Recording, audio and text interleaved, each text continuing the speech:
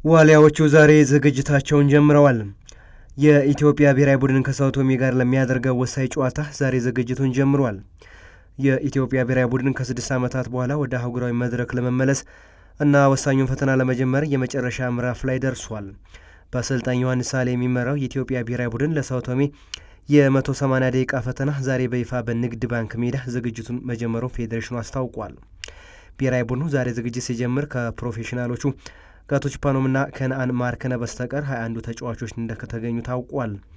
ብሔራዊ ቡድኑ ወደ ሞሮኮ ከማቅናቱ አስቀድሞ በሀገር ቤት ከአንድ ሳምንት ያልበለጠ ዝግጅት ጊዜ የሚኖረዋል ተብሏል። የጊዜው ማጠር እንዲሁም ጨዋታው የጥሎ ማለፍ በመሆኑ አሰልጣኝ ዮሐንስ ሳሌ ከወጣት ተጫዋቾች ይልቅ ልምድ ያላቸው ተጫዋቾችን ለመምረጥ እንደተገደዱም ይታመናል። የኢትዮጵያ ብሔራዊ ቡድን ተጋጣሚ ሳኦ ቶሜ በስብስቡ በርከት ያሉ የአውሮፓ እግር ኳስ ቀመስ ተጫዋቾች አካታለች። በቡድኑ ውስጥ ከተያዙ ተጫዋቾች መካከል 14ቱም ከሀገራቸው ውጭ የሚጫወቱ ፕሮፌሽናሎች ናቸው። ሁለቱ ተጋጣሚዎች ባለፉት 4 ወራት ምንም አይነት ጨዋታም አላደረጉም። የ2026 የዓለም ዋንጫ ማጣሪያ የምድባቸውን የመጨረሻ ጨዋታ ካደረጉ ወዲህ ረፍት ላይም ቆይተዋል። ሳኦ ቶሜ ማላዊን 1-0 ያሸነፈችበት፣ በአንጻሩ ኢትዮጵያ ደግሞ በቡርኪና ፋሶ 3-1 የተሸነፈችበት የመጨረሻ ጨዋታቸው መሆኑ ተመዝግቧል።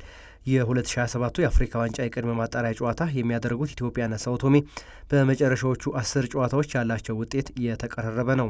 ዋሊያዎቹ ባደረጓቸው የመጨረሻዎቹ 10 ጨዋታዎች 4 ጊዜ አሸንፈው በ6 ተሸንፈዋል።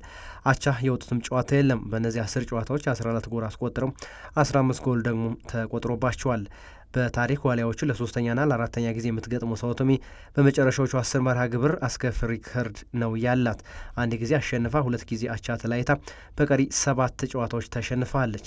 እነዚህ የቁጥር እውነታዎች የተቀራረበ የሽንፈት ሪከርድ ያላቸው ሁለቱ ቡድኖች ወደ ወሳኙ የምድብ ማጣሪያ ለመግባት የሚያደርጉት ተጠባቂ ጨዋታ እንደሆነም ያሳያል። እነዚህ የቁጥር እውነታዎች የተቀራረበ የሽንፈት ሪከርድ ያላቸው ሁለቱ ቡድኖች ወደ ወሳኙ የምድብ ማጣሪያ ለመግባት የሚያደርጉት ተጠባቂ ጨዋታ እንደሆነም ያሳያል። በወቅታዊ የፊፋ ደረጃ ኢትዮጵያ 147ኛ፣ ሳኦ ቶሜ ደግሞ 189ኛ ላይ ይገኛሉ። ታዲያ የ180 ደቂቃውን ፈተና ማን በበላይነት ተወጥቶ በመስከረም ወር የሚጀምረውን የምድብ ማጣሪያ ይቀላቀላል የሚለው ተጠባቂ ነው።